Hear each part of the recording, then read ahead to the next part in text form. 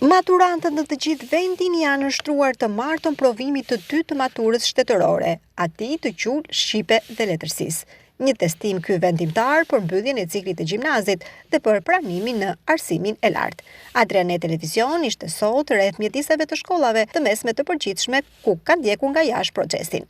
Rreth 27.000 nxënës marrin pjesë në këtë provim të standardizuar, i cili zhvillohet në 145 qendra testimi të shpërndara në të gjithë vendin. Testimi ka nisur në orën 10 dhe ka zgjatur 2 orë e 30 minuta, duke përfshirë pyetje me alternativa dhe zhvillim. Provimi është i dyti në kalendarin e maturës shtetërore 2025. Më datën 3 qershor, maturantët zhvilluan provimin e parë të detyruar, atë të gjuhës së huaj, ndërsa në 13 qershor do të testohen në lëndën e matematikës. Cikli përmbyllet më 24 qershor me lëndën me zgjedhje që varet nga profili i ndjekur gjatë gjimnazit dhe drejtimin e studimeve që maturantët synojnë në universitete.